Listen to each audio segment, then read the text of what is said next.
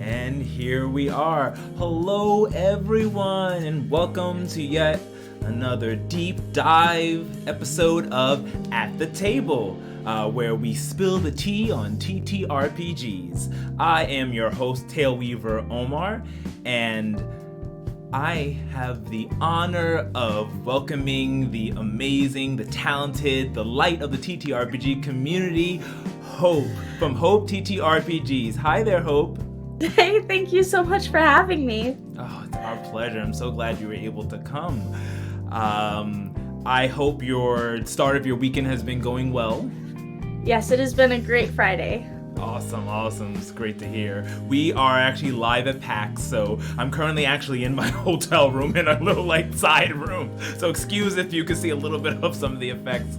Terrible lighting here, but I definitely did want to get this interview because I've been such a fan of yours for so long, and I'm so glad to have you on the show.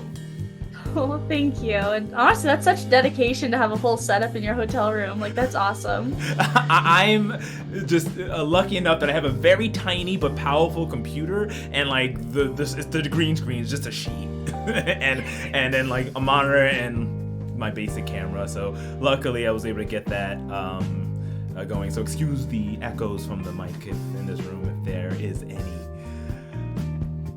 But let's just dive right in to our episode today. So, Hope, as my introduction said, you do so much for the TTRPG community. Can you please just give us a kind of brief explanation of what you do and what content that you bring to this community? Alrighty. So, Hope for TTRPGs is basically just a couple of different platforms where I do my best to help lift up other TTRPGs. So it started out as a Twitter page, and that's where I'm still very active. I do a lot of boosting of other TTRPGs through Twitter. I try to be super active with retweeting, and if people ask for boosts, making posts and helping lift up things there and helping get more TTRPGs into the algorithm. Then we also have a wonderful Discord, which is one of my favorite parts. We have a giant Discord for our TTRPG community, which is just full of people who are there to help each other out. We have channels for anything and everything, from just chatting about anything and everything, to promoting your stuff, to getting help with promoting your things, help with just figuring out how to do different things, as well as just gaming channels and channels to help figure out things for your games. So that's mainly where you can find me.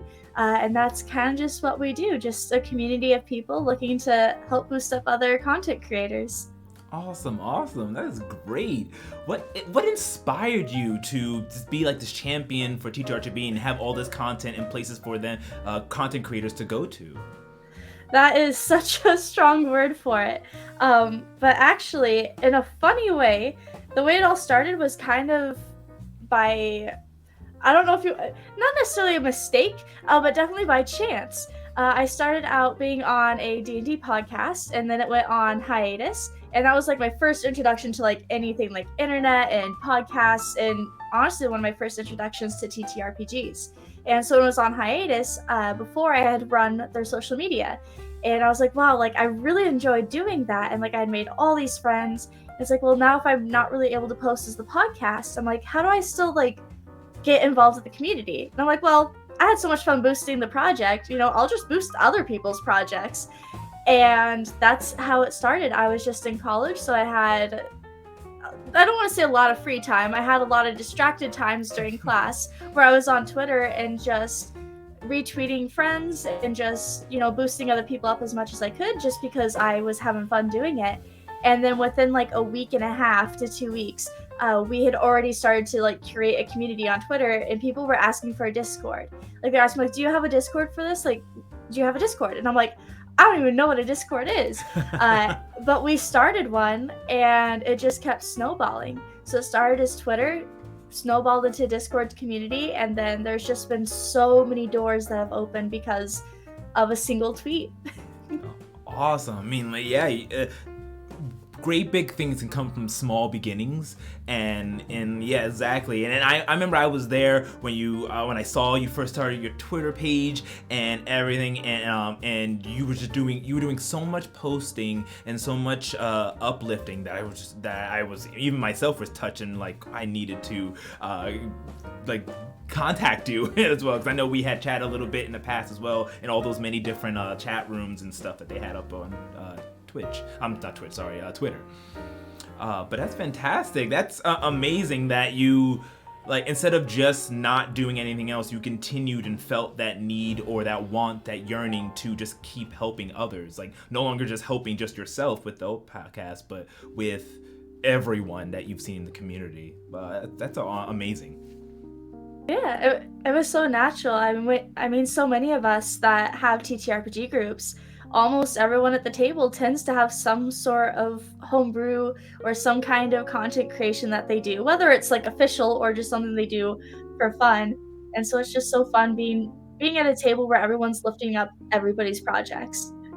Oh, fantastic. So, you personally, and how Hope for TTRPGs works, what do you use to support and provide like that help and resources for the community? Yeah, so it has kind of changed, and well, it continues to change. Basically, all of it just kind of goes with the flow. You have your ups, you have your downs, you have a stream going this way, a stream going that way. So again, at the very beginning, it started out just basically as me just retweeting as much as I can, and using comments and my words to help lift up other people. The Discord, I think, is one of our most beneficial ways to help other creators because you have such a wide pool of knowledge. I don't see myself as very knowledgeable. Like, I'm terrible at remembering rules and mechanics and figuring things out. Like, that's not necessarily what I'm good at. But we have all these amazing people that have all these different perspectives all in one place. And you get to come there and you get to do as much or as little as you like of whatever you like. And so I think our Discord is just a wonderful resource because it's free promotion, it's free networking, it's free friendships, that you end up building the more that you post and the more that you get to know others around you. You really start making true connections. And I think that's one of the best resources is just seeing what everyone else is doing and getting ideas from that, being able to tap into that into just like the big brain network, and just being able to ask for advice. And we have so many people that know so many different things, from cartography to how to run a Twitch stream, to everything in between. So that's one of the best resources that I think we have. And then I guess kind of just the Twitter voice. I mean, I'm the only one on my page, but I think that there's so much power in even just one person spending 5 minutes a day to send a kind word. Because again, that's how this all started, and how I think a lot of the good beginnings of the TTRPG community kind of came about in the last few years was just this increase of people using their words to lift others up. Because there's so many times throughout the day where you get so sluggish and down on yourself, and all it takes is one person to give a compliment or just say like, you've got this, or like, that looks great, and you feel a little bit more reinvigorated and you're ready to continue on. One like is better than 0 likes on a post. It makes you feel so much better when you can see that people are seeing your stuff and engaging with it and just feeding that algorithm. Oh, awesome. And that is so right. And that's so powerful what you said, because just that having that one like it that can make a difference, because we are, as content creators, we're putting our souls out there. We are basically putting our heart on our sleeves, and it could be daunting and it can make you basically insecure, but like having that presence, like that light showing you that you're noticed, we appreciate the content on there, and that retweet, it may be one button for someone to hit, but it's almost life-changing for those on the other side. And I applaud you that you are that person. You want to be that person to make, basically push that initiative of supporting each other. Fantastic. We have Zero in the comments says it's despair inducing to put everything into a piece and not to get feedback whatsoever. Yes, it is. Especially me as a content creator and my team here at ATOD. Yeah, sometimes when we first started, I was just like, no one's saying anything. I don't have any reviews. I suck, and like it was like spiral after spiral. So it can be really despair inducing. So it impacts us greatly. And just to show like the type of impact you have, Hope, on the community just by doing that single retweet. That has turned to you have such a great following now on Twitter that one retweet's reaching so many people, and that was the whole goal, I'm assuming. Yes. It kind of turned into that, yeah, after a while, once things started to get rolling and things got bigger, and I guess it kind of became one of those, it's a hot topic right now, but influencer type things. Like it is true, and it kind of works. Again, the more like followers you have, the more of a chance you have of reaching a wider algorithm. And so it is kind of really awesome when you can build up a community or a following and just kind of start blasting something out. Like there's so many times where, like in our Discord, we even have like a role that you can opt into called the support crew, and we use it pretty sparingly. But it's a tag that, like, whenever I see like someone that really needs some help or something that's really awesome going on, I'll just be like, hey, it's support crew. This would be something great to support, if you want to. And then that just kind of pings people that want to be pinged for, really special stuff. And then you get some extra people getting the eyes on it. And if they retweet it, it's like a chain reaction. Exactly. Yes. It's like paying it forward. If you remember that movie from way back in the day. Oh yeah. Yeah. You tell one person who then helps two people, who then help two people, and so on. And like, but you're right. Like, yes, I know it is definitely a hot topic and word, but when you do have that kind of engagement with thousands of followers, it's by like helping others who don't have it, it's like a rising tide raises all ships. So it's so great to build that so you have that impact and then bring others along with you. That has honestly been one of the most amazing, rewarding things, has been especially the beginning of Hope for TTRPGs.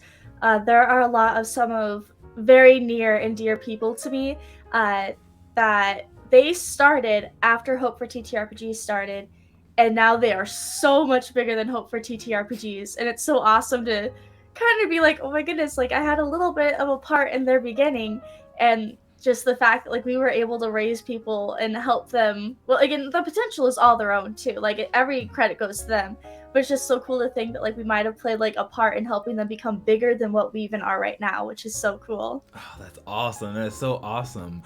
And so when it comes to, now that you're experienced and you've dealt with many different content creators, what do you see like the biggest challenge that TTRPG creators face today when it comes to like getting their work out there and just putting their heart on their sleeves and displaying their art? Honestly, I'd say the biggest thing is kind of boundaries. Really just knowing what are your goals and what works for you. There are so many different things that you can do, and there's so many different ways to do them. And even for me, from the beginning, like I have gone into the thick of it, and then like now that I'm full-time teaching, like I'm kind of back on the outskirts. And so I feel very thankful that I've seen kind of multiple sides of how this goes. And the only reason why I haven't completely lost my mind has honestly been figuring out what my boundaries are with different things and what my goals are. Because if your goal is to like do TTRPGs full-time, and whether that means being a full-time streamer or a full-time like content creator, influencer type thing, or running your own podcast or your own Discord, you kind of have to, in my opinion, you have to choose like at least something that you really, really, really like, and something that you want to invest a lot of time into. And if it's something like that, that's more of a business route if you're doing it full-time, which means you have to treat it like a business. And I think one of the hardest things is knowing when you're getting to that line and when you're not. Because, we all want to be a part of something great. We all want to, be the next big TTRPG stream. We all want to. It's cool. It's cool to do good things. And you know what? To do that, usually it takes a lot of luck, but also it takes a lot more of hard work. And a lot of times we jump into things and we see these people doing all these wonderful streams, and we don't always realize that, well, they're doing it full time. So if you have a full-time job, sometimes you can't really invest as much, so you have to set boundaries as to how much you're able to put into it without starting to feel the negative effects of burnout or kind of like the whole comparison game. Because again, you got like, I don't know, like Critical Role, Dimension 20, you got the big names, you got wonderful people. They do it full time, all the time, all year. Like, that is what they do. They have so many people on their team, they have so many resources, and that's awesome for them. But if you're just one small person in the middle of Nebraska, you know, you can't put on a whole show like that. And that has been something that I really struggled with lately. Was I did get to do this full time for a while. You know, I was able to spend, like, honestly, about 12 hours a day on Twitter is what I was doing, just being super involved and boosting as much as I could, just being on Twitter and Discord all day, every day. But now I can't, and now I've had to really realize, like, hey, it's more of kind of like a hobby type situation. And I just think that's really important to understand. I don't know, like, it's kind of hard to put it into words, but I think that's one of the biggest struggles, is just knowing how much to put in and how much to, I guess, like, how much to put into filling yourself up. Just because that comparison game of seeing all of these awesome things, it's like, yeah, that's awesome, but that's them. They're not you, and you can still do amazing things, but you've got to find what works for you. And it gets so tiring if you're trying to be the person that spends 12 hours on Discord and Twitter, and also being on multiple streams every day, and also running your own social media and creating your own ads and content. Like, that is so much to put onto your plate. And I think that's just the struggle, is knowing where are your boundaries and how much can you put onto your plate.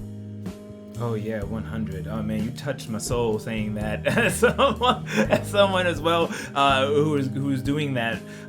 We are people of many hats. We have to do our sound design. Like I had to make this work. We have to do, like you're saying, like the social media aspects, and then actually doing the initial content that you want to create. And having that balance is hard to make sure, because you want to be, like the Dimension 20's the next Critical Role. Like, you want that so badly, and it's not wrong to want to strive for that, but it is a lot of work, and they have resources that you may not have. So yeah, definitely don't be so hard on yourself, and make sure your mental your mental health is greater than anything else.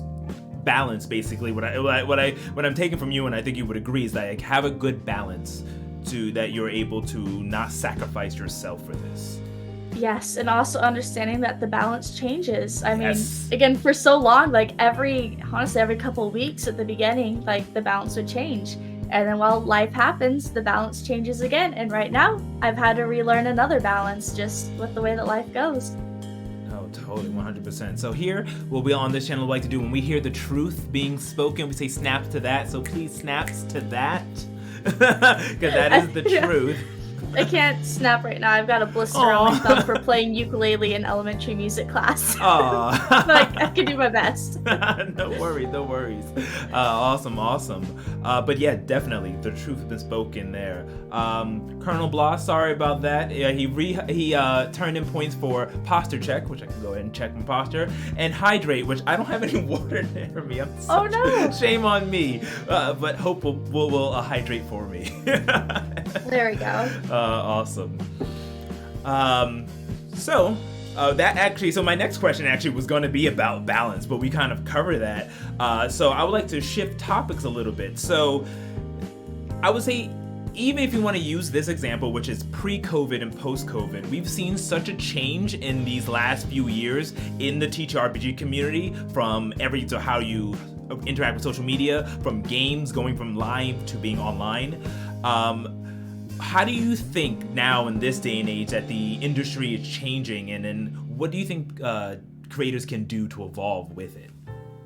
Yeah, that's a big question, because you are so right. For a while, like while everything was shut down, a lot more people were able to give 100% to their projects. They were able to basically make it a full-time project while, being able to work from home. You had a little bit more time for some people, and now that most places are back to being opened up and kind of back to normal, that time's been taken away.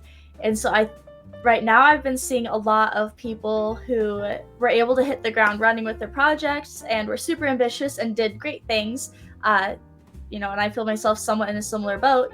They were tackling the world, doing everything, but the world is busy, and so I see a lot of projects having to take step backs and kind of choose a couple of things that they do and refining those things. So I see a lot more lately of people doing fewer projects, if that makes sense. I've just been seeing, at least on my corner, I've just been seeing more people that have kind of cut down and doing only games on the weekends again.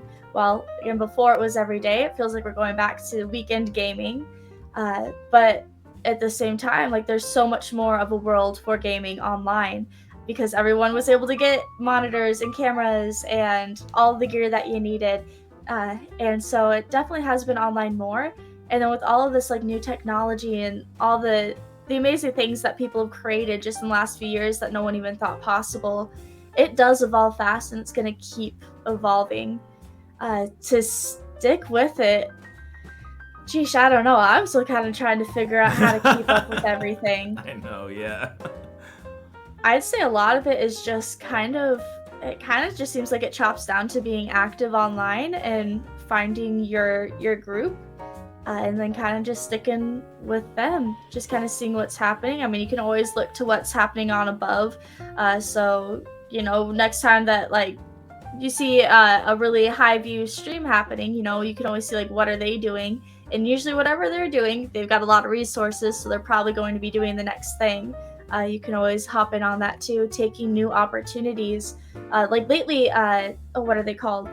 VTT's, the virtual tabletops. Like those have been just evolving so quickly. Yes. And it's no longer just 2D moving tokens around on a 2D map. Like, I'm trying to think of what it was, but one of the VTTs just added like moving animals, which I think is adorable, but I'd be so distracted. Like, I'd just be dropping tigers and cats and just watching them move on the map. But like that was something that like nobody ever thought of before. Or VTubers, now there's VTTs where you can have your character sitting at a table and moving and interacting with stuff on a table, and that kind of stuff is great too. I definitely see a lot of like, I guess, kind of like VR kind of stuff, virtual reality stuff. I see that kind of possibly being one of the next big things. Yeah, no, I totally agree. When we started our newest show, Descent into the Void Campaign 2 on Twitch, because it was originally just a podcast, I went through to see overlays and what everyone was doing, and I think it's fantastic.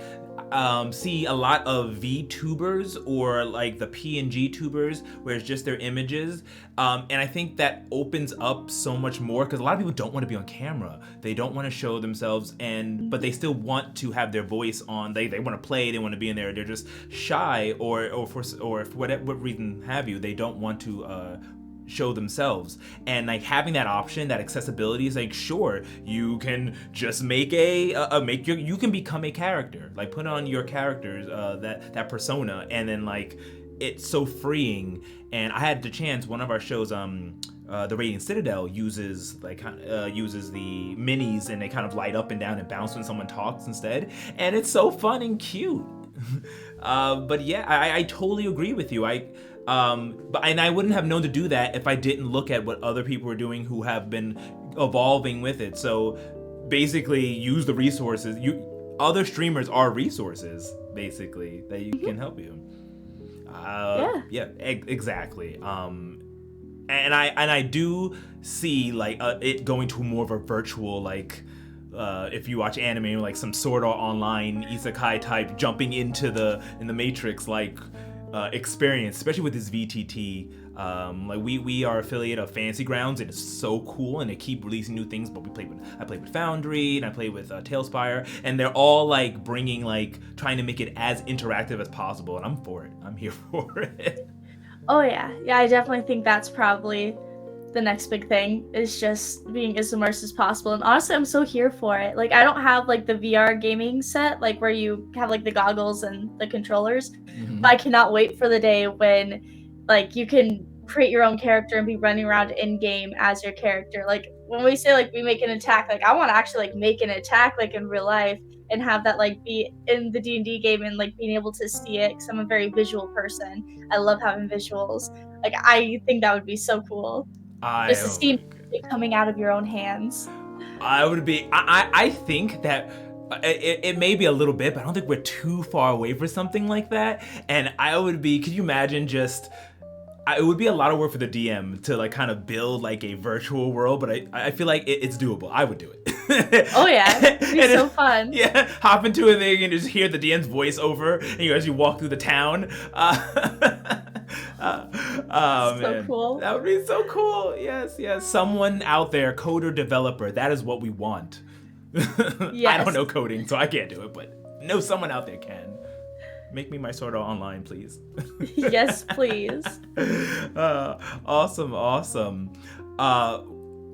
So, as we had discussed before, just now, the TTRPG community is evolving, it's changing, and one thing that I am so ecstatic to see, and I love that I'm seeing, is that we are seeing so much more diversity in actual plays in TTRPG.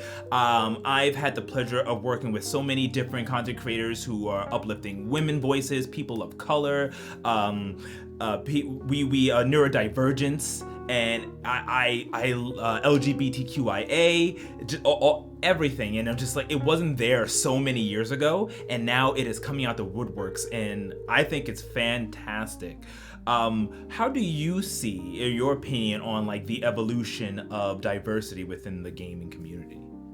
I agree that it's grown so much, even just within the last 2 or 3 years. When I first started all of this, I was very new to everything. I didn't have any prior experiences. So when I was hopping in, a lot of like the first streams and guests that I were on, we didn't really have there wasn't like stated safety tools or things like that. It was very much just you're like, we're good people that we're gaming with. Like if you say you're uncomfortable, like that's fine. But it was never stated.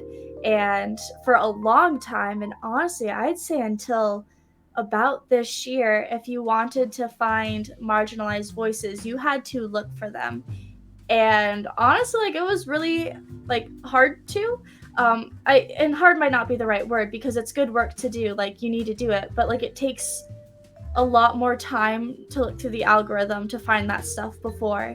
And then over the last like year or so, it's become a priority. Like safety tools really quickly were like, the minute that people heard about them, a majority, they're like, oh my goodness, like this is awesome. And really quickly it became like, this is the standard. I almost never, I've only heard of like 1 or 2 games I've been invited to in the last year where safety tools were not like the number one thing. Like first thing was like, here's who's playing, like here's your names, hello everybody, and pronouns. But now safety tools, like that's before character creation, before anything else. Safety tools were number one, and nobody bats an eye. And honestly, like most of the time someone forgets to like add a link to the safety tools, like people ask for them. It's just the standard. It is your session 0. It's the very beginning of your player's handbook. And that has been fantastic to see. And I think that one was very easy to incorporate. Again, saying things that are hard or easy is not the right word.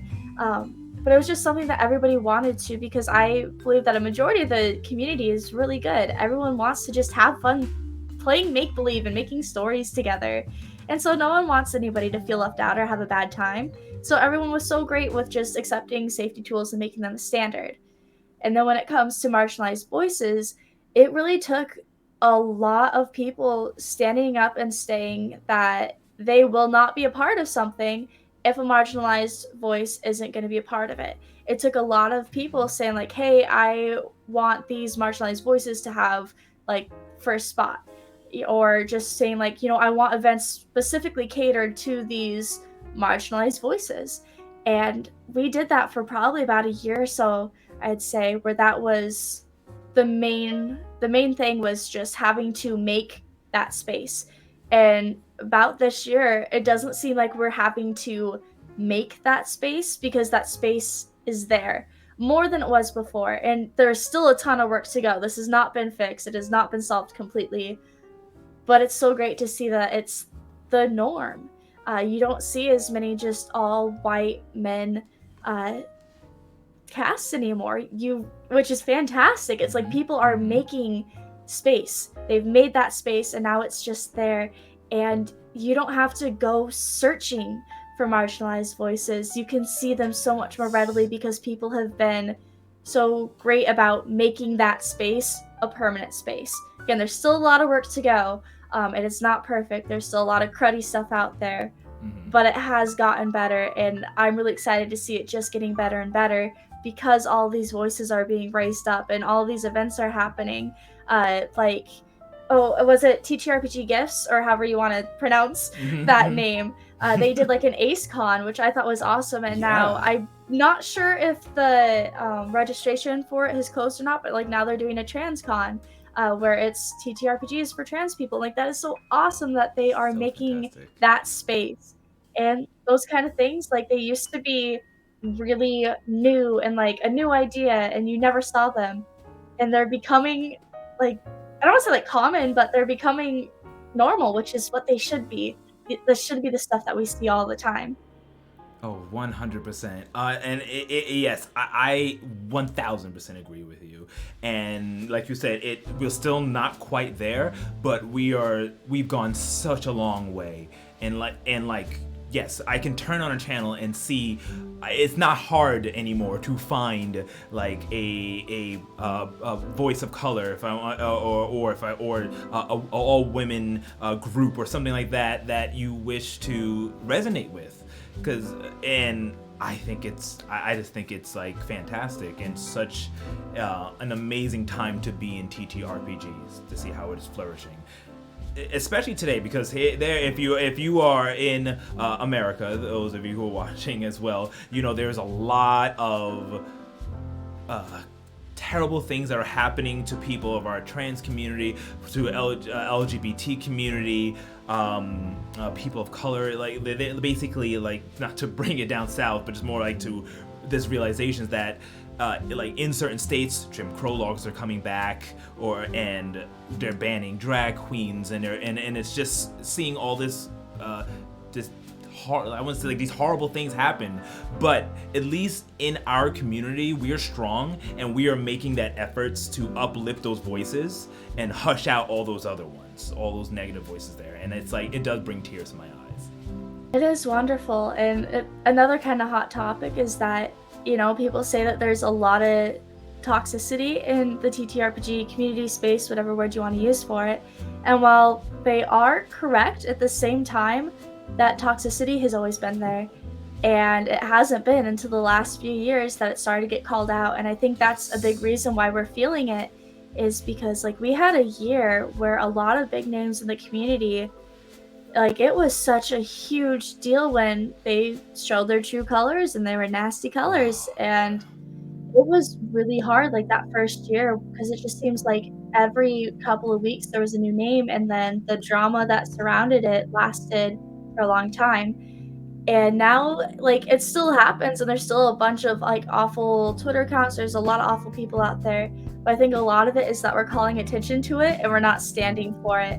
And that's kind of the beauty in it, is that, like, yes, there's always been this mold here, but we're finally cleaning it out. It's always been disgusting, it's always been, you know, growing in that dark corner that you just try not to look at, but now we're getting over it, and we are just taking shovel loads and just throwing it out. And I think that's really great. I 100% agree. And apologies if you hear vibrating things happening downstairs. But hey, it's PAX. It's probably a party. Yeah, right. But yes, I'm glad that we are able to look at our own house and clean it up. Like, most people don't have that, and it just keeps festering and festering, and like people are calling out. So please, like, if you see something, say something. Not to quote New York City subway streets, but if you do, because it's like you can only be tolerant for so long. Like, these are things that are basic rights that everyone should have, and the community, we're just like, if we're gonna complain about it outdoors, we're gonna complain about it in our own house and make sure it's cleaned up. And that power and that tenacity that's within our community is very awe-inspiring, I would say. It has been, and the fact, like, when people are speaking up, it's being taken seriously. Because I can say, like, I've had so many experiences where from the beginning I've had people do terrible things to be in the space and take advantage and do awful things, and my voice was shut down in the beginning because, you know, just a small girl from Nebraska, and so my voice was shut down by, a lot of white men and people like that. And it took until they were finally fed up with it, and they finally like, oh yeah, you're right, that was bad. Even though before they never shut down, they had to step forward first. And then the lower voices could be heard. But now, thankfully that, it's happened so many times, we've learned so much from it that more people are able to feel safe speaking forward. A lot of times, like, I've always been so worried whenever I've come across like awful things and speaking out. I was always so worried in the beginning. But now I feel a lot safer to do it because I know that the TTRPG community in its core has a lot of great, amazing people that will stick up for what's right. So you won't be alone when you're sticking up for the right things. Exactly. Yes. Thank you so much. And you are one of those people that we can rely on for sure, definitely. So thank you, of course, for being that uplifting voice. I hate to continue. I don't want to go to a negative note, but it's more so, I would say, more of an empowering note for where you are now. As we had talked about, we've seen all these great things happening in the TTRPG community and the great experience you've had, but as we all know, it's not always daisies and roses and sunshines, and there are hard times. There are hard times being a TTRPG content creator. What are some things that you've struggled with, and how did you persevere and overcame it? Honestly, I think the biggest thing was the learning curve of learning how to deal with people that, their ideas are over the line, the way they act are over the line. Because again, it started out I had no idea all of these different types of people existed on the internet. So it was a lot of I usually just assume the good in everybody. Sometimes that does make me a little bit naive, but I like to say it makes me very kind. And so, of course, there's a lot of people that take advantage of that. And so it was a really big learning curve of learning how to talk with someone and learning how to properly talk to them about hey, these are the rules, this is what happened, and this is where I feel that it's overstepped certain boundaries or lines, and how to say that without hurting them or just making it into a negative thing. I'm really big on communicating and teaching and learning in second chances, just because I've needed second chances too. I don't always realize that something that I've done or said is wrong until someone educates you on, oh, hey, no, this is a situation that happens. And I'm just like, oh my goodness, thank you, because I had no idea that those situations happened. So that was a big learning curve, was just learning how to keep my space safe. And that's one of the biggest things that honestly I'm proud about of my Discord, has been that, yes, it has evolved, and yes, there have been some shadows and there have been bad people in the Discord, but I love that we've always been able to handle it in a way where we are minimizing the hurt. We are stepping in as soon as we see anything, as soon as anything's reported, we take action immediately and take it seriously. And I think that's been one of the biggest learning curves, is just learning how to do that, how to keep your space safe without just excluding anybody that is a little bit different than what you agree with. I really like that we have a really inclusive space, because we have a really wide range of people. We have people from all over the world in our Discord, and people with all these different experiences and these different personalities. And that's the biggest thing, is personality clashes, and knowing when something's over the line and when it's that personality clash. When are they really in the wrong, or are they just not agreeing with you that purple really is the best color? It's it gets debated really heavily, and it's hard. I mean, people are very strong about different foods and different colors that they enjoy. And so just learning how to do that, and just being accommodating of people, because I have a lot of people too that, their personalities kind of clash with mine, and that's okay. It happens, and we can all share the same space, and we can all learn how to talk to each other kindly. And also, it's Discord, so there's a lot of texting typing, and it's sometimes really hard to interpret what someone's saying. I feel like I'm especially bad at it. I feel like I'm terrible with words, and so I'm super, super happy that I have a wonderful mod team that whenever we have to take action on something, we talk about it and we work together to try to create the best wording of something, to try and make sure that our point is clear. because there's been a lot of times where we've had to step in on situations, and really it was just due to some odd wording, and really everyone was fine and happy, but all it took was just misinterpreting how the words were typed, and you have a little squabble. So that was probably the hardest thing because sometimes it's your friends too. A lot of the people that got the reason they got big was because they hid their true colors. They were your friend first. They did something that made you feel accepted or made you feel happy when you were around them, and so they got a following. They got to be big, and then they show their true colors, and it's hard to process that hurt sometimes, especially when I try really hard to be as welcoming and as open and as educating and second chancing as I can be. I really want to be a safe landing place for people who don't know all the things that you just don't know until you know them. And it's hard because I see these people that was like, I felt like we got really close, like I really cared for you. But man, you overstepped the line, and now we got to protect our house. You got to learn how to play by the rules. And it gets hard because you want to see everybody succeed, but if they're not willing to be a good person, then you can't succeed.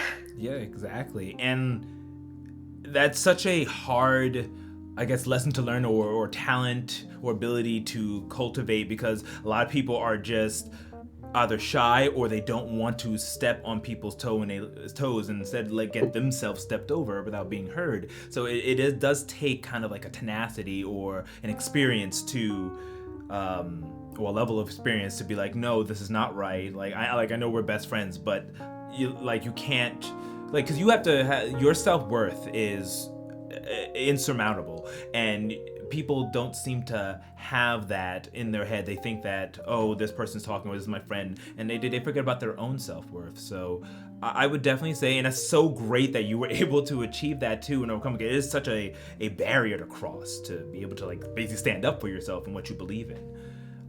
But yeah, I 100% agree. Yeah, snaps again to that one as well. Awesome. So then, on the flip side, what are some rewarding things that you experience, either for fans coming up to you or things that you've seen that just lit your heart up? Honestly, a lot of it is the beginning, and I can actually just look above my computer because in the beginning, printed out a bunch of memes and a ton of like thank you posts that people have done, and I printed out a majority of them, but I didn't want to spend too much ink, so I have a lot of them just saved on my phone. But personally, one of the biggest things has just been finding a space where I feel valued, like I feel like I belong, and the fact that I can look at my wall and just see all of the friends that I've made and the good times and the silly memes, which a majority of them are just about spreading kindness. Like it's amazing. It's a wonderful thing, and to feel like I've been a part of something. And again, I've played a very small part in all of it. I just got lucky for most of it. But to think that, starting out, we did have friends that, like Maps and Quests, I guess, is one of them. When he first started out, like his account was like fairly small, and then he joined the mod team of our Discord, and now he's amazing. Like he's huge. He's like a celebrity. It's amazing. And I am so thankful for the time that he did spend being a mod, because after a while, like that's been the coolest thing, is so many of our mods have had to step away from being a moderator because they're too successful. And I just think that's so awesome. Oh, that's cool. So just seeing friends just fly and soar above, and just seeing an entire wall of friends, especially as someone where my whole life I really struggle with making friends, especially in person. Like it's hard. High school, college, and even at my workplace, it's hard to make friends. And so just knowing that like I can just hop into my Discord and have a conversation with someone, like it's amazing. I can post on Twitter, and as long as it has a cat on it, I am almost guaranteed to have someone like say something and then conversation. That's a little bit silly, but the truth is still there, that it's the fact that like I can share my cats, and I have friends that like genuinely actually care a little bit about my cats. Aww, sweet. So the friendships is personally one of the biggest things that has been life-changing for a long time. Like I don't know what I would have done without it. it's literally life changing and life saving in some ways, just how much of a place it's given me, and especially in college. And then the pandemic hit while I was in college. It was very, very lonely, and it's hard to sometimes see your self-worth when you're alone. Uh, but then we started making games and playing games with people and making these wonderful stories and feeling accepted and not feeling like the weirdo. Because also, like, there's not a lot of nerds in my area. So I'm definitely one of the biggest nerds, and I'm not even that big of a nerd, I don't think. I mean, I am, but there are a lot of other people who are very, very smart nerds. And it's just been great where that's not something that like I have to hide or I can't talk about because people just don't get it. Like talking about dice, people just do not understand how cool dice are. Like normal people just don't get it. But like here we can talk about dice, we can talk about our interests, and there's just people who aren't going to look down on you for it. And it's just amazing just finding other nerds who care, and honestly the fact that so many of them care so deeply about being good people, because what we do is make stories together. We create these characters that are so near and dear and are a part of us, and we share them with each other, and we go on these life-changing journeys with our characters. And you can't do that if you're with a group of people that you don't know or you don't care about, or if you're unhappy, you can't play the game. But when you have all these groups of people who just care so much and are just so lovely, it's amazing. It's true friendship, and it's absolutely amazing. Oh, totally. I 100% agree with you. And really quick, my TV says you are a big nerd. Look at that amazing bookcase behind you, full of full of all of those knickknacks and beautiful books and figurines. So you are the big up there with all of us. Oh, I love my bookshelves, and so much of it is filled with things from the TTRPG community. Like right there, we've got I can't point on camera. Somewhere right here-ish is like a promo box for Street Wolves that was just recently released. Then like this entire shelf is all D&D stuff, and a majority of it is crafts and TTRPGs made by people in the community. And it's a little bit on this shelf, but this is mainly the Tolkien shelf. That's Lord of the Rings, and the Mew holder. That's my favorite. The little purple thing is a cat beholder. And then like over here we've got somewhere right there, like we've got gifts from Gym Time Games and Tabby Wright stuff. Like I have so much stuff on my shelves that are from people in the community, and just from different small shops and small creators. So there so many good feelings for my bookshelves. I love them. Awesome, and it is super cool, and it is even cooler that you were able to connect with all these people and like build like this friendship in that spans from zip codes to full-on states to countries even across the world. I will also attest, I've made friends from Europe, Ireland, England, Australia, and then from even locally here, one of our great friends of the channel, Amateurs Productions, I met through TTRPG, and of course one of our directors, Zeki, is best friends with one of their owners, and it's just we all mesh together through TTRPG. So like you make so much great friends because people are amazing. Mm-hmm. Lovely. We have a quote from Zero says, another option besides nerd when you have a sword rack. Are there? Yeah. True, but they are fake except for the bow that you can like barely see. I do have a traditional bow right there that I'm still kind of learning how to shoot. I don't really have an area that I can go out shooting. Where I can, it's like the town dump. So if anyone's like dumping their trash, like I can't shoot. So I don't get to do it too often. Otherwise, it's just prop swords and like mage sticks, which is really cool. Cool. So quarter staffs and things. Awesome. Speaking of, here's my segue. Speaking of tools such as like swords and mage sticks, what are like some tools that you found like throughout your process of being a content creator and uplifter that are not dire detrimental, I would say, are like specific, like you need for your content that you can't live without? Number one is honestly Soul's Rolls. He is my number one resource. He is the main reason that I've been able to do half of what I can. They have so many resources in their back pocket too. So I definitely recommend checking out Soul's Rolls for, they do a lot of social media management. I don't know if they're still taking more clients, but they might be. It's something to always reach out to. They do a ton of streaming, just so much knowledge. Like, Soul is amazing. So that's kind of the number one tool, is check out Soul, see if he's got any more client spots open. Fantastic, absolutely fantastic person. Otherwise, for Twitter, I use Twitter ads still. It's a free thing. We actually have, I think it might have been Maps and Quest, that created a step-by-step guide on how to use it. And that's still pinned in our, I believe it's our social media advice channel. That Twitter ads is how I do all of my posting. As a full-time teacher, I don't spend much time on Twitter. I feel awful, like I'm showing all the dirty laundry, but I just don't spend a lot of time during the week doing Hope for TTRPG stuff. I wish I could, but I'm a full-time teacher and it's exhausting. And so being able to use Twitter ads to schedule out my posts has been fantastic.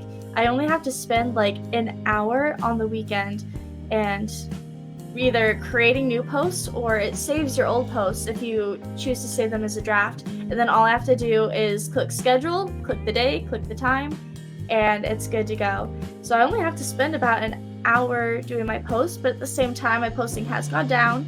I don't do as many shout out posts as I would like to, but I'm excited for the summer. When summer comes and I don't have to teach all day, we are hitting the ground running. Woo! But Twitter ads has been so easy for me to use. And again, we have that step-by-step guide, with pictures and everything. And again, I believe it was Mappy who posted it. And they just are wonderful. So Twitter ads for Twitter, otherwise any kind of post scheduling thing, I recommend doing, so that way you don't have to spend a couple minutes out of every hour of your day trying to write a post in the spot, or spending hours every day trying to create and put out posts. It's so much easier when you can just schedule them, save drafts, and just repost, because there's nothing wrong with reposting the same advertisement. A lot of the times what I do is I create two very similar ads, and then I just rotate those back and forth. And that's usually what I do, and it saves a lot of time. And the biggest thing for advertising something, I believe, is just the more someone sees it, the more comfortable they're going to feel about it, and then the more likely that they're going to join it. So if they see, a Tale of D20's, they see it once, they're like, okay, that's cool, maybe I'll check it out. And a lot of times people won't go the first time, but then once they see other people doing it and they see yeah, I've heard of that name before, I know that name, why haven't I checked it out yet? And there you go. So Twitter ads for scheduling. I'm trying to think. It's called Habitica, I believe is how you pronounce it. Soul also showed me this one. So I love to-do lists. I love lists. I have OCD, so I love being able to write out everything.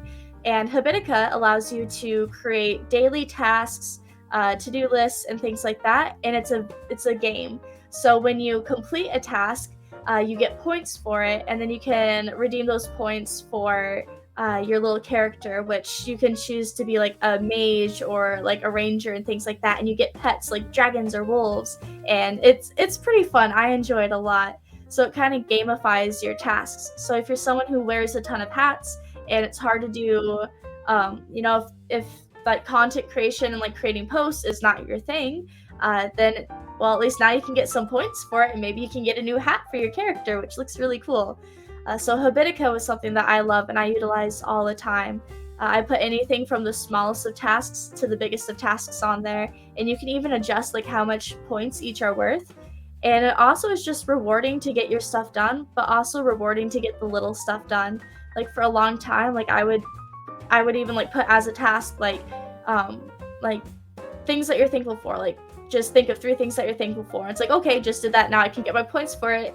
Now I get a new wolf, this is awesome. Or just different things of what's something good that happened today. And just even little tasks like that. And it has honestly been really useful for me. It's just gamifying every experience of making games. Awesome. Oh wow. So I will have to get those links from you, and I will post it up in our Twitter and on our website tilly20s.com, because those sound fantastic, and I would love to use them as well. That's awesome. Thank you for sharing all that information. So, if you're just joining us, I am Omar the Tail Weaver, and this is At the Table, where we have the amazing Hope from Hope for TTRPGs, and we were just reviewing all the details on how she created her digital content and how she's uplifting the community, and we're just diving into it.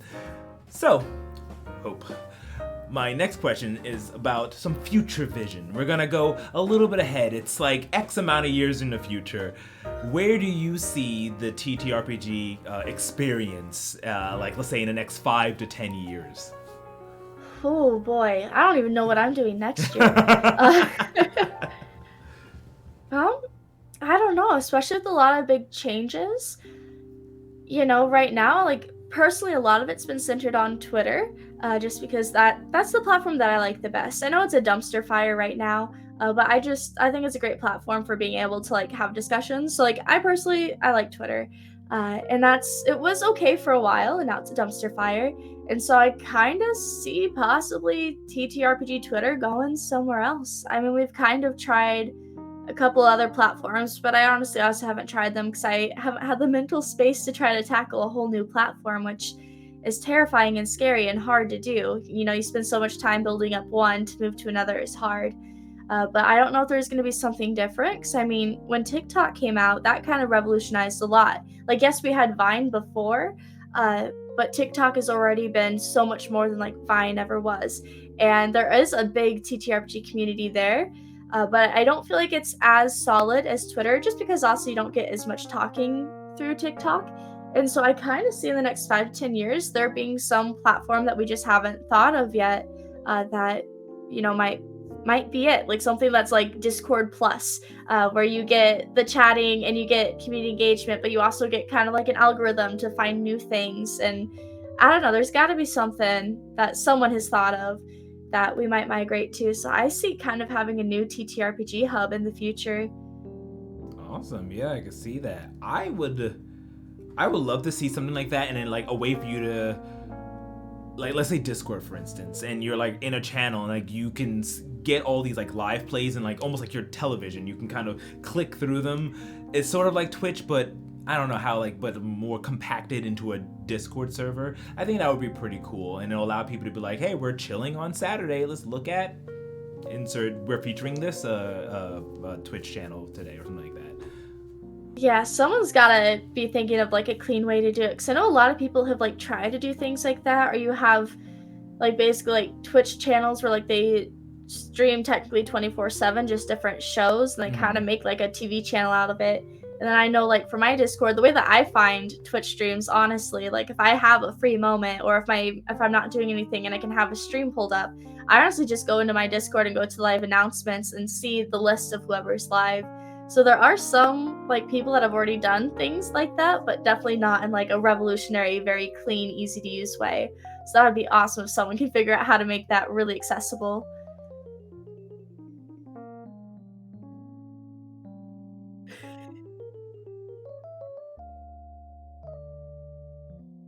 Hmm.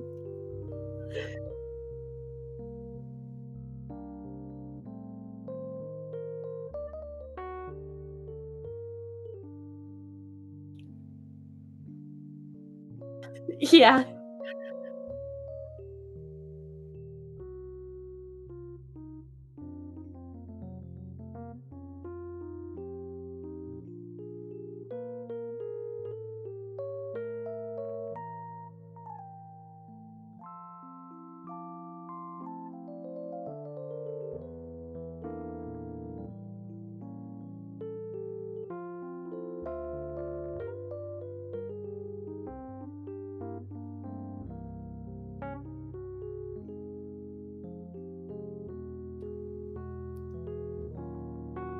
Oh yeah.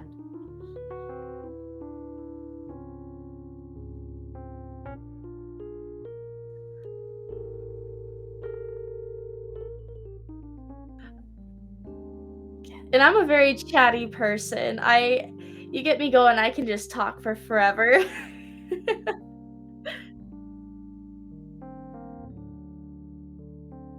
Oh my goodness. So sorry. I was muted the entire time. I must have hit a button.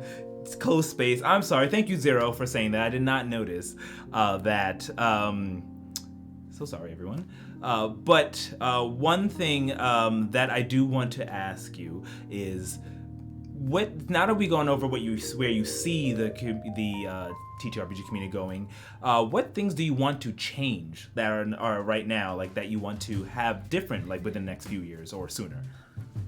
Honestly, the biggest thing is still more kindness. And I don't know what the right word for, but maybe more of like somewhat of an even playing field. Like I don't know the right word for it, because I've been trying to think about it, and honestly, my only solution right now is just to keep doing what I've been doing and to keep trying to make a safe space and kindness. But right now, like the biggest hurt that I see all the time are just people going at each other over just some not necessarily silly things, but sometimes things where it's like, well, that's like we don't have to be at each other's throats over this. It just takes a little bit better communication and letting people go to their safe spaces. And then just a lot of people just feeling really hard feelings about some.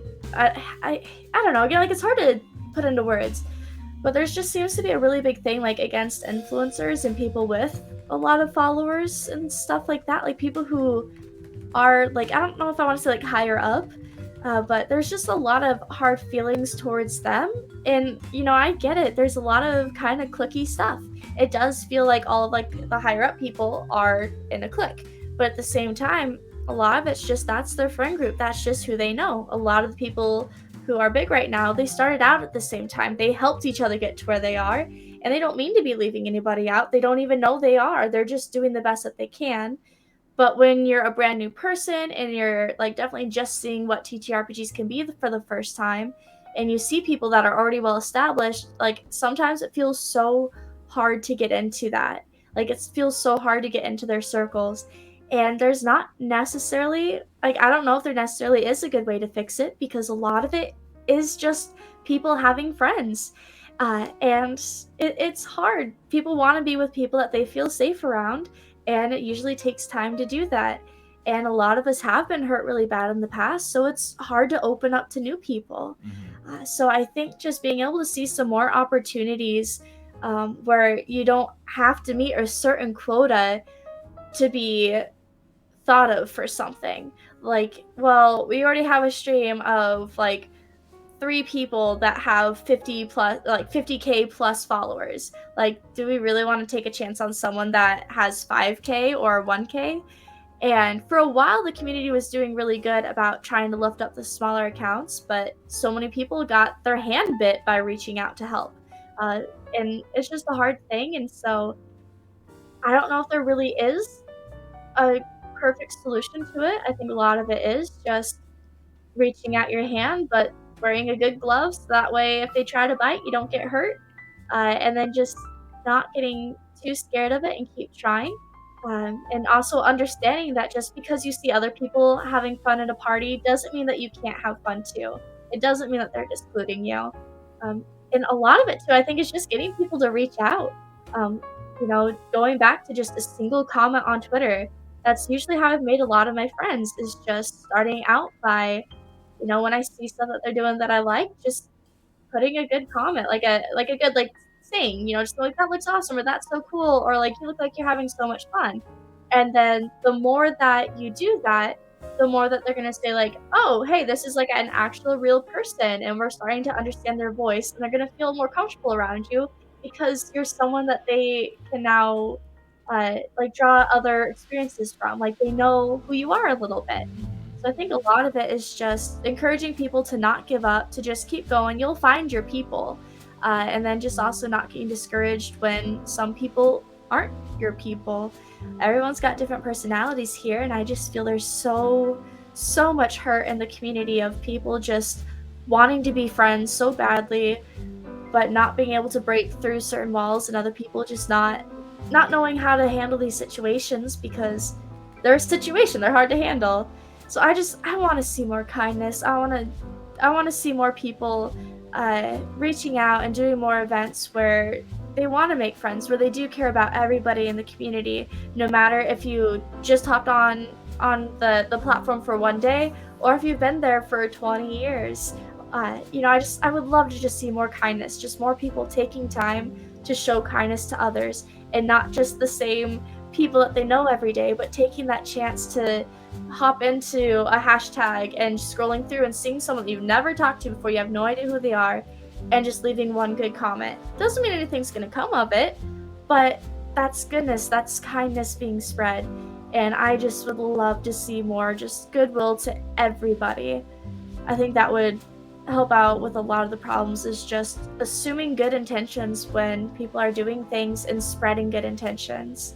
Oh, 100%. Yes, beautiful words, beautiful words. That's one thing that we love to say, to spread kindness. Like, that's one of our taglines when we sign off. And I completely agree with you.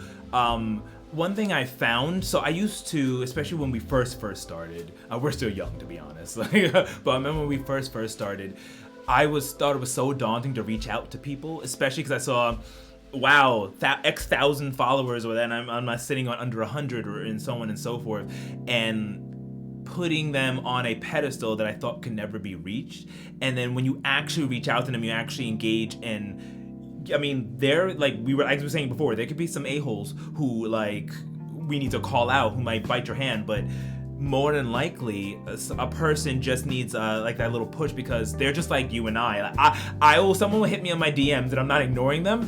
I'm just absent-minded. I'm like, oh my goodness, I did not respond to you. I am so sorry. Yes, that is me. That is so me. I do that all the time. Yeah, exactly. And it's like, it's not that these if you consider them big names and things like that, they're human just like us, and like sometimes they need that extra push. So it's not to be, it may happen, not to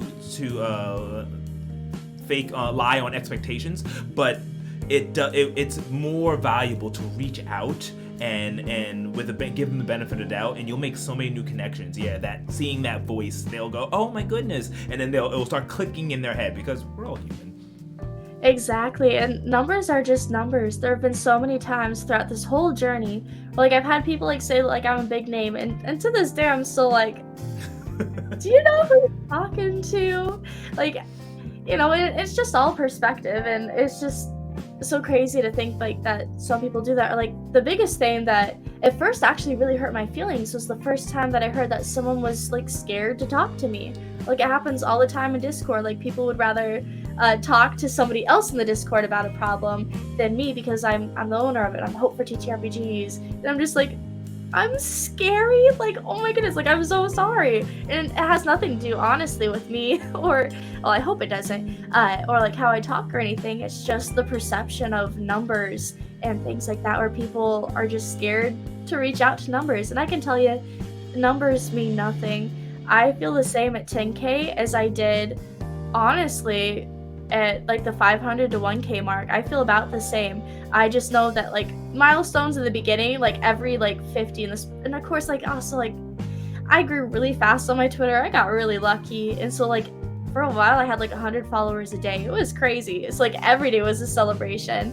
And it's like now I sit at 10K for a while, but also like the novelty of numbers kind of wear off, because again, I'm still the same person, and I found out that the numbers mean nothing.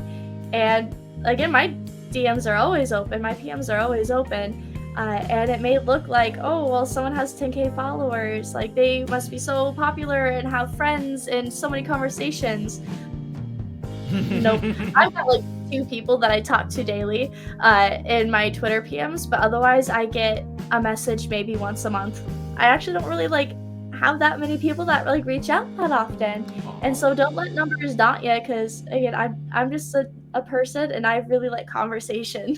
I really like making friends, so don't let the numbers scare you, because I love getting to chat with people. Mm-hmm. All right, y'all. Hope is amazing. Reach out. She will answer you. Don't be daunted. Or it may take a couple days though.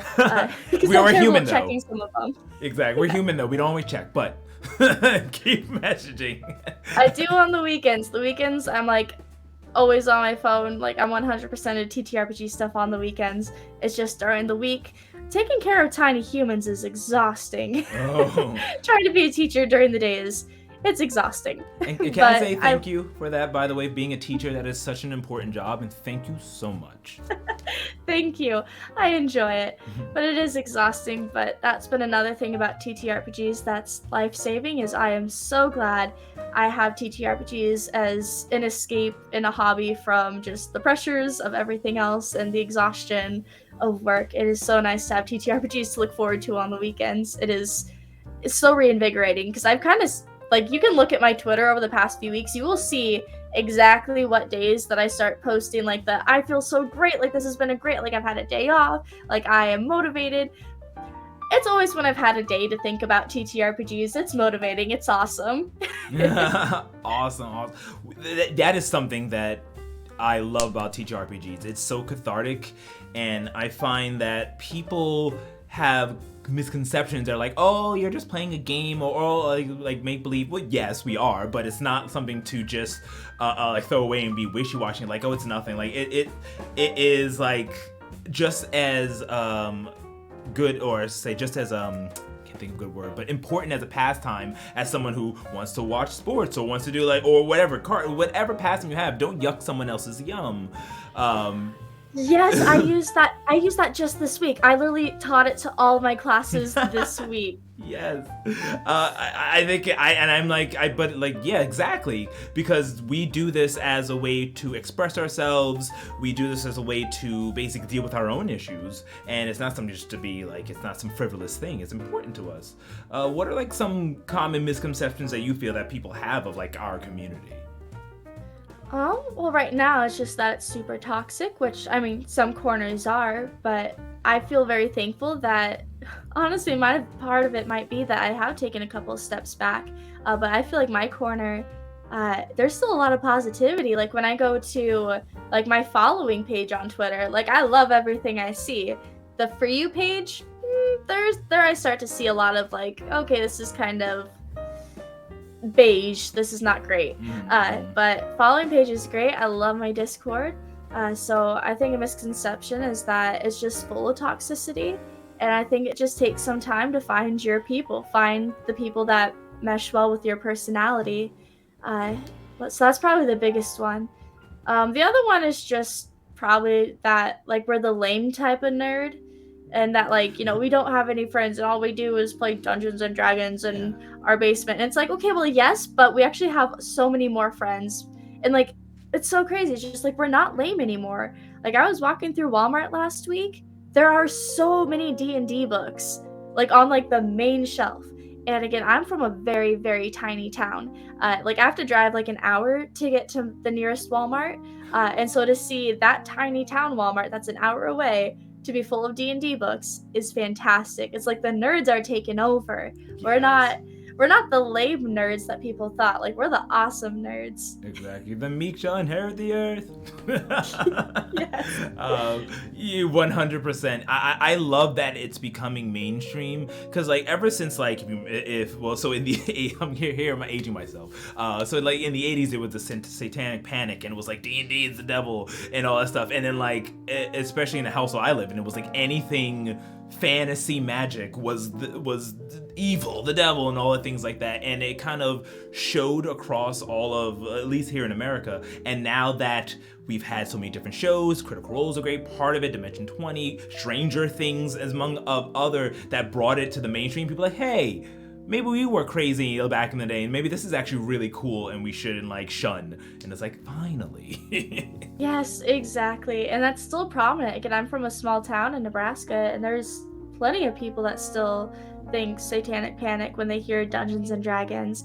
And again, like, oh, you play a wizard, so you practice like magic. And it's like, well, some people like do, and like that's fine for them, but you know, it's like, it's not the dark, scary stuff that everyone thinks is. It's like, yes, I have wands and things.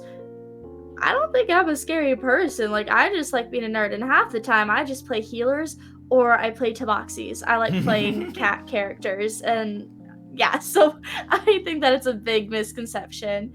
And it's great to see that it is starting to die away, even though it is still there, which is crazy. Oh yeah, 100%. Okay, so some final questions, and then we have a last segment that I'm very excited to get to with you before we sign off for today. So, um, what advice would you have for that budding creator, that person who's watching this right now, and hearing your words, and they want to do what you do, or just in general, just become a streamer, podcast creator, content creator? Get involved. Don't give up. Keep reaching out to people. The biggest thing is just making connections. That's really the biggest thing. So again, do that one comment. And honestly, I feel like a lot of people in like my circle, like a big reason why they got the following that they did was just because they devoted, and especially in the beginning, like 30 minutes or 30 minutes twice a day where they would just scroll through Twitter or Instagram and just interact. And I know that's a big thing on Instagram. Oh, who was it? Like Wendigo Workshop at Archelon Chronicles. They do what do we call them? They're like support chats. I forgot what the Instagram name for them is, but we have a bunch of group chats on Instagram where when you post to that group, and then people can see that's been posted. It doesn't get lost in the algorithm. But I know they were saying for a while and showed their stats that they would just scroll through Instagram, like scroll through a hashtag while they're watching TV and just liking things, and their following would shoot through the roof. So even just like liking things on Instagram, and I think a big thing is commenting on Twitter. When you join a new Discord, don't just put one chat in general and then back away and think that, well, they were accepting and nobody liked me, or they already have their friend groups. It's like, no, keep trying, stick with it. It takes a little bit of time to develop reputation. I think is the biggest thing. Show them that you're not scary. Show them that you're good just like them. You're just there to say hello. Dropping a daily cat picture or a daily dog picture in the pet channel. Even little things like that just show who you are. They show your voice, and you'll start finding friends. So don't give up. Just keep posting and interact with other people. Because if all you do, and honestly, if I go to your Twitter page, if I find a post from you and I go to your Twitter page and all I see is just your basic advertisements, more than likely I'm probably not going to look too much into your project because I see that you're probably not community focused, and that's a really big thing I think for us TTRPG people is we love to see community focus. We don't see you actually like participating as a person, so it feels very closed off. Your project feels closed off from everybody else.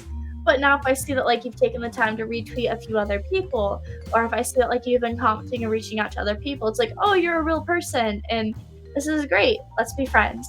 So don't give up, keep posting, keep reaching out, and don't don't get scared if things don't happen right away, 'cause sometimes it takes a long time. Awesome. This is me. Post. Got it. Thank you. Because no, I love these tips as well, and we take it to heart.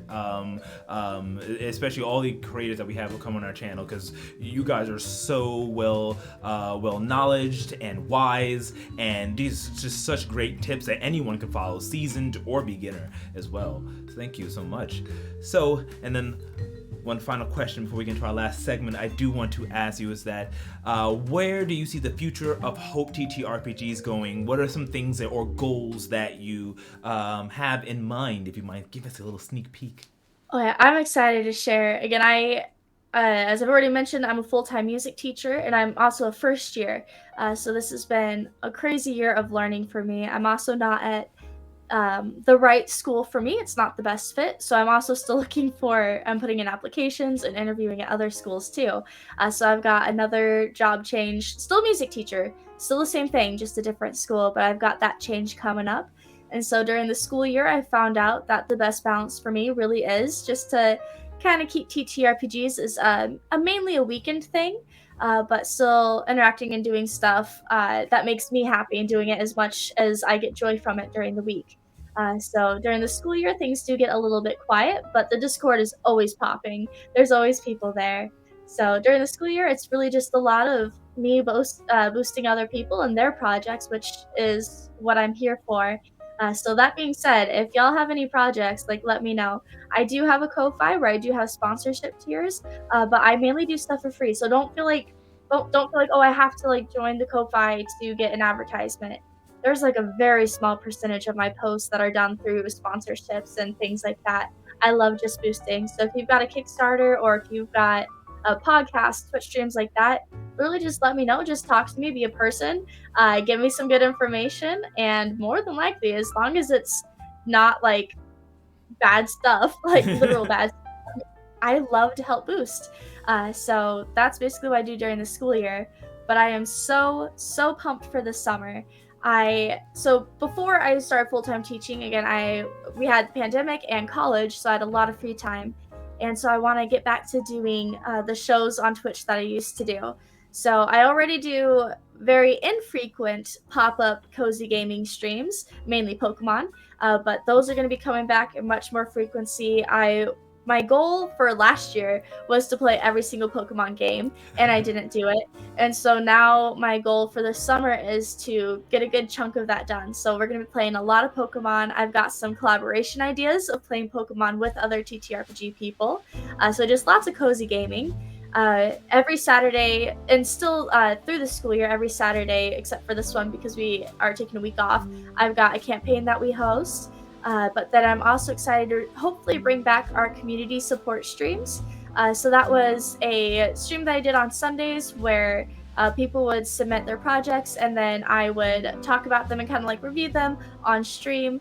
And we would do a lot of things like boosting other people, which it got kind of weird for a while because there's a big thing about like not going for the numbers because we do a lot of, hey, like check out this new project, like can we get them to 50 followers while we're on stream.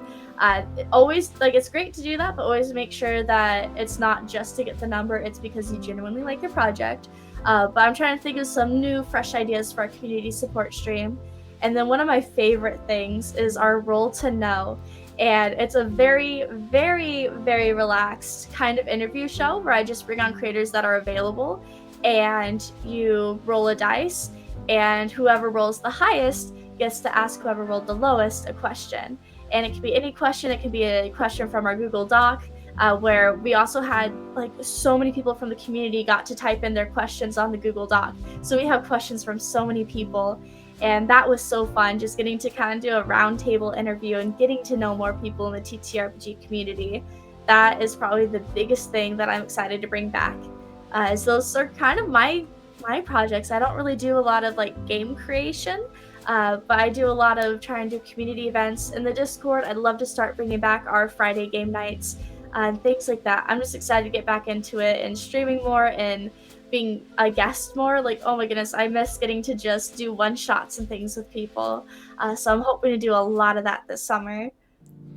Awesome. So then I'll bleed into a little bit of my little comment is that if you ever do want to join us on a D20's for one of our TTRPG one-shots or something like that, you are more than welcome to. Oh, I would love to. Get something scheduled and get you on, because that would be so much fun. Especially during the summer. My scheduling, well, I guess it's kind of starting to get packed because I keep telling everybody, like, my scheduling is so much easier in the summer, but it is kind of starting to fill up. But at least, like, I don't have a 9 o'clock bedtime during the summer, but I have to function.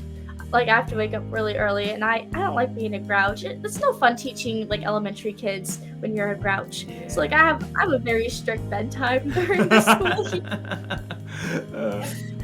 So, yes, I would absolutely love to do that during the summer. Oh, that's gonna be so much fun. Yeah, we're gonna probably do some D&D, some Magpie, Avatar Legends, all different types of TTRPG, which is... Yes, that one, please. I've been itching to play it so bad. I love Avatar. So do I! I love Avatar. You tattoo my back. I won't show it now, but... Oh, that's so cool. I'll post it on my social.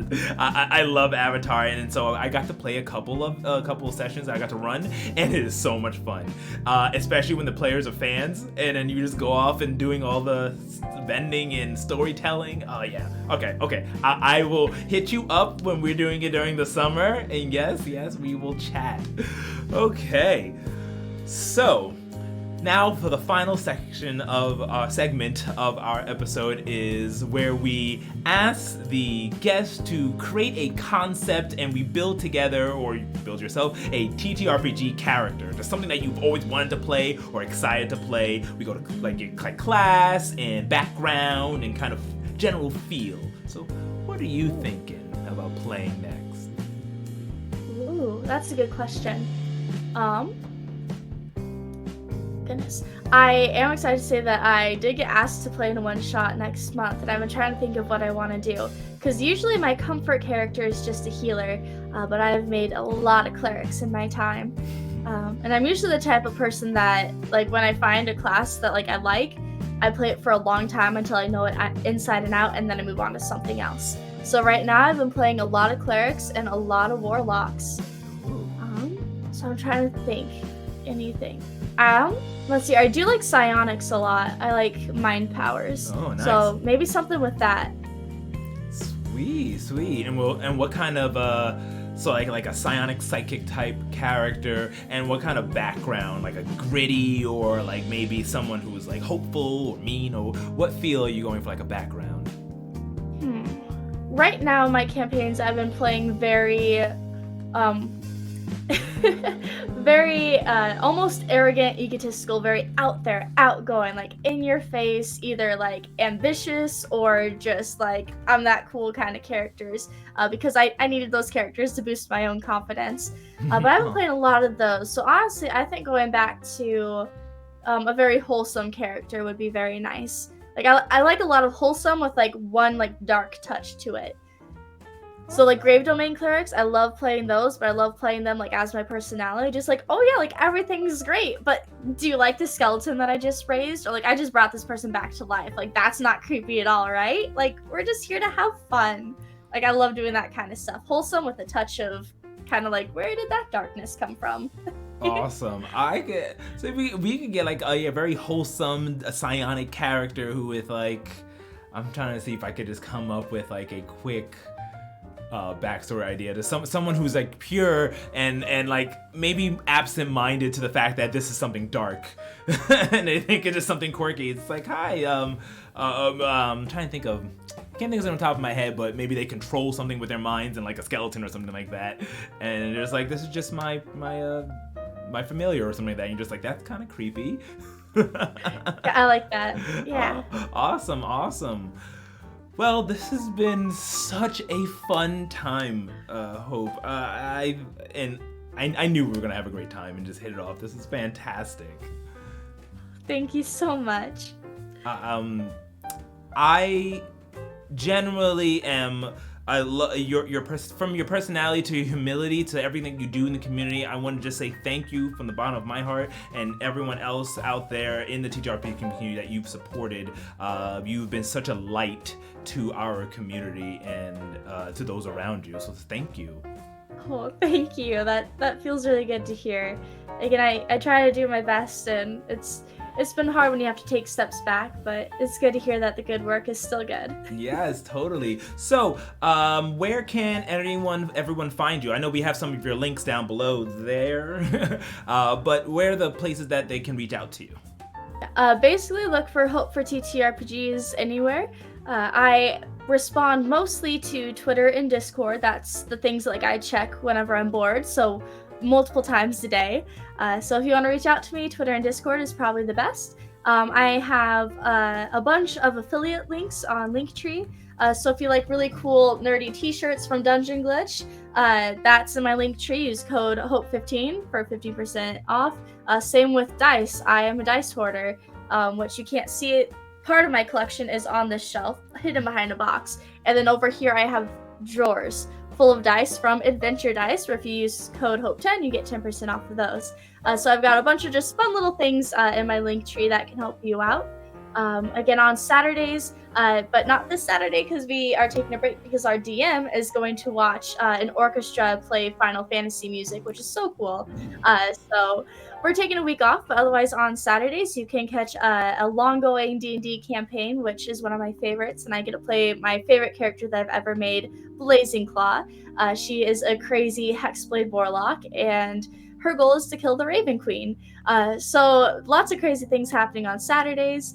Otherwise, you can also catch me on Thursdays at the Role Players Guild, where I play in a Throne of Glass themed campaign as well, which is a book series that is also on my shelf over here. So yeah, just feel free to reach out to me whenever, wherever, and I'd love to see you around and to chat. Awesome. Once again, thank you so much for coming on At the Table, Hope.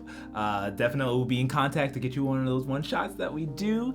As always, everyone, thank you so much for coming out and listening and joining us at the table. You can catch everything A Tale of D20's at www.ataleofd20s.com.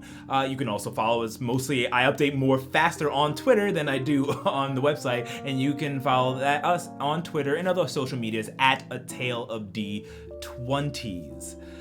Coming up this Sunday, because I am at PAX, and maybe I'll do some interview or something here at PAX, but there will be no Descent to the Void, so Sunday we are off. Monday, I know Travis is in the comments, but I believe we have a Radiant Citadel coming up, and that's at 7 p.m. If not, we will be putting in our social card with all that schedule coming up soon, and for more information. So, once again, thank you so much, Hope, and I will leave you with these final words. From the first chapter to the last page, everyone be kind to one another, spread love, give hugs, and we will see you next time. Goodbye, everybody.